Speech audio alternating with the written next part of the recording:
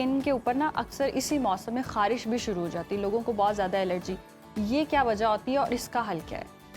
देखें, इसकी वही वजह है जो हमने पहले डिस्कस की ना, कि जब आपके जिस्म में खुश्की पैदा हो जाएगी तो खुश्की बढ़ेगी तो आपके छोटे छोटे मसलों से लेकर आपकी स्किन सोराइसिस तक ले जाएगा। यही खुश्की आपको, अच्छा इसमें कब्ज भी नहीं होने देनी चाहिए, जो कॉन्स्टिपेशन है, अगर ऐसा कुछ हो तो कस्ट्राइल ले लें, या ऐसा कुछ हो तो आप गर्म दूध में देसी घी डाल के जो है वो भी आप ले सकते हैं।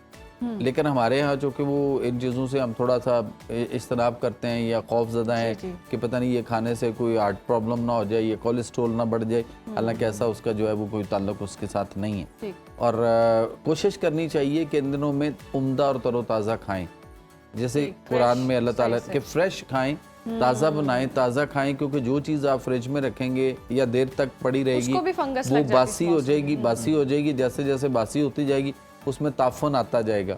और बज़ाहिर चाहे हमें वो फील ना हो लेकिन ताफन उसमें आ रहा होता है, थोड़ा आ रहा होता है तो उसी हिसाब से इफेक्ट होगा, ज़्यादा आ चुका होगा तो उसी हिसाब से फिर हमें आदत पड़ गई हुई कि हमने माइक्रोवेव ओवंस में चीज़ों को गर्म करना है, चूल्हे पे गर्म नहीं करना। चूल्हे पे गर्म करने का फ़र्क ये है कि वहाँ चीज़ आराम से और अच्छे तरीके से अंदर तक गर्म होती है और हमें पता चल जाता है कि स्मेल आ गई या वो बुलबुले आ गए, उसके ऊपर बबल्स बने,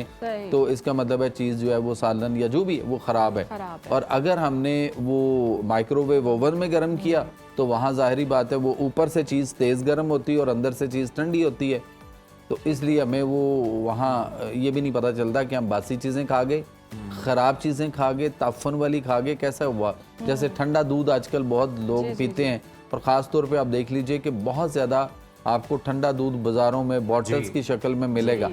तो अब वो पता नहीं ख़राब है या सही है, क्योंकि हमने वहाँ से लिया ठंडा ही पी लिया, हमने उसको गर्म तो किया ही नहीं। अगर आपने ठंडा भी करके पीना है तो पहले उसको फ्रिज में, फ्रीजर में, जहाँ भी पड़ा हुआ है, पहले उसको निकाल कर आप पहले गर्म करो। गर्म करने के बाद उसको देखो कि वो फुट गया या ठीक है। अगर फुट गया हुआ है तो फिर खराब है, पॉइजन है, और अगर नहीं फुटा तो फिर ठीक है। फिर आप उसके बाद अगर आप ठंडा ही पीना चाहते हैं तो फिर ठंडा कर लें ताकि आपको अंदाजा। यानी बाजार से जो ठंडा मिल रहा है बॉटल्स के अंदर, जो बड़ा फैंसी सा उन्होंने बादाम वगैरह बताया, क्लेम किया कि हमने डाले, वो लेके नहीं पीना चाहिए क्योंकि वो खराब भी हो सकता है। उसका पता ही नहीं ना कि आपको कि अगर वो खराब हुआ जी तो ठंडा दूध जो है ना, वो जैसे मैंने बताया पता ही नहीं चलेगा, तो नहीं पता चलेगा तो आप सही पी रहे हैं या खराब वाला पी गए, पॉइजन टाइप पी गए, आपको कोई पता नहीं, क्योंकि उसमें ना तो स्मेल आएगी ना ही उसका टेस्ट चेंज होगा कूलिंग की वजह से।